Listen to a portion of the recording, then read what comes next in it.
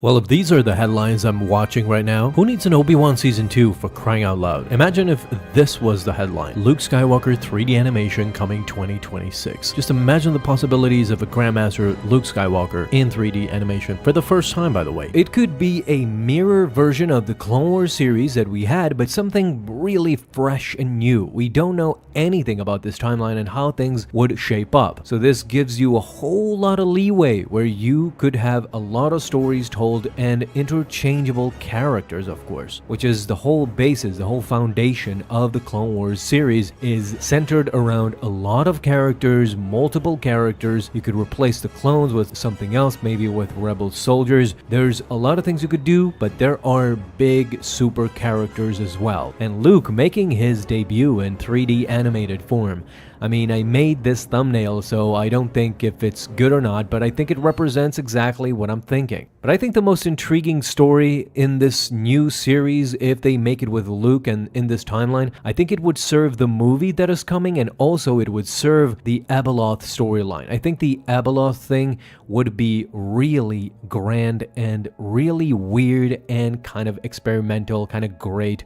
I think that's the version where Star Wars could be headed. Well, believe it or not, in the old legend stories, there is a way as to Luke Skywalker devising a plan to confront and maybe even kill Abeloth. That's what we're going to talk about in this video. What can we expect from the canonized Abeloth and how will the galaxy confront her? There are two great powerful entities in the galaxy as we know it. First of all, it's the Bendu. It is such an influential entity that it's said it's an absolute balance within the Force. He has a dominance over the Force and his distinct method to harness it. It is very different from any Jedi or Sith that you can encounter. Even Thrawn tried to reason with this creature and it couldn't. It outsmarted Thrawn in a second and made him look like a fool. It disappeared before him, so much so that Thrawn was intrigued. I believe this is the moment where Thrawn starts to take the Force very seriously. So talking about Abeloth, what could defeat it, we have a couple of questions that we need answering. First of all, I want to take your mind at ease and talk about the question of could the Bendu actually defeat Abeloth? So with that in mind, Abeloth of course carved her reputation in Legends after she emerged again to threaten the galaxy, only to be thwarted by a peak powerful Luke Skywalker. I believe that if we compare the canon Luke right now and the Legends Luke at this time around the New Republic era, Legends Luke was a bit more powerful, I think, but this Luke is not a slouch either. So in those Legend stories, Grandmaster Luke Skywalker was also supported by a united force of Sith and also Darth.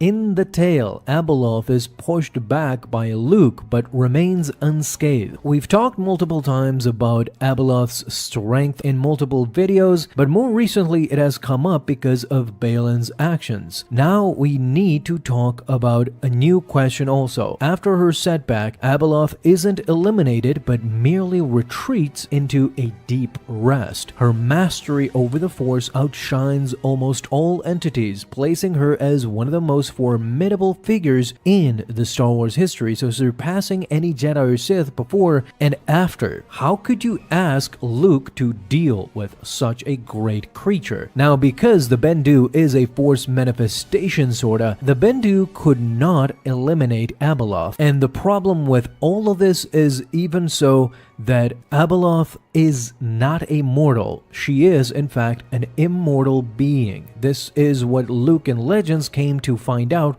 really quickly, and this was the biggest problem, similar to the Mortis gods. So the question is, what endows Abeloth with such vast power, and why is she only held back by her incarceration, by her imprisonment, as we see perhaps in canon on Peridia? You see, I think only by connecting the past the present, and the future, meaning the legends and the canon material, can we get to a very interesting answer, something that might help us along the way of what can we expect in season 2 of Ahsoka. You see, the foundation of Abeloth's might is intertwined with her origins, believe it or not. We've talked a lot previously about Abeloth's origins, how she came to be who she was, but in order to encapsulate everything, essentially what you need to know is that she was talked about in Killik folklore. Abeloth was initially referred to as the Servant, with her genuine name becoming a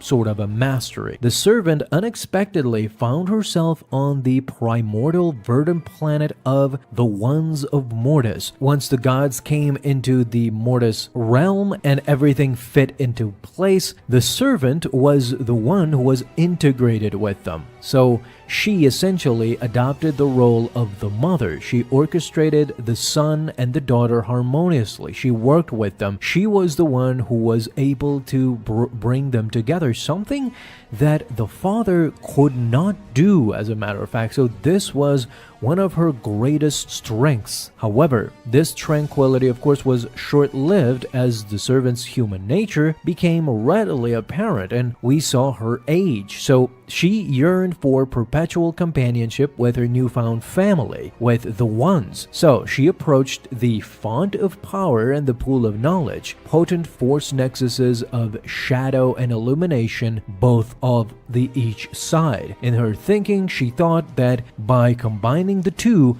she would become one in the middle and try to be like the father, try to be the balancer and keep her son and her daughter in check. Unfortunately, as you may know, her endeavors led to a metamorphosis into a monstrous figure. She was ensnared between the light and the shadow. She evolved into becoming a cosmic, terrifying being. After being abandoned, she transformed into Abeloth.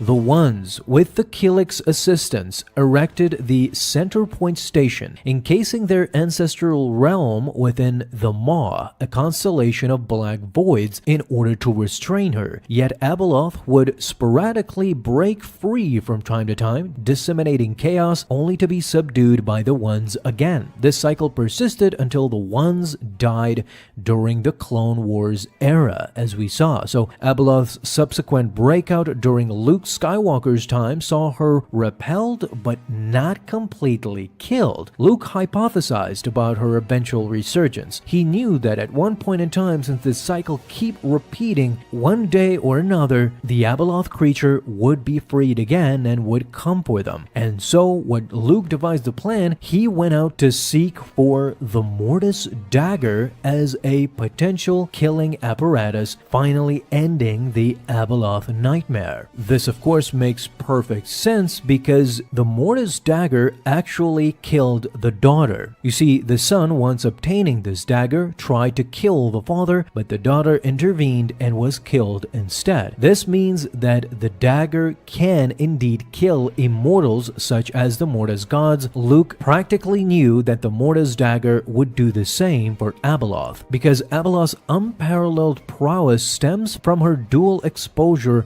to both nexuses. So she has unmatched wisdom and also unmatched might. Till then, let's speculate and see, what do you think about the Mortis dagger killing Abeloth? Talk to me down below.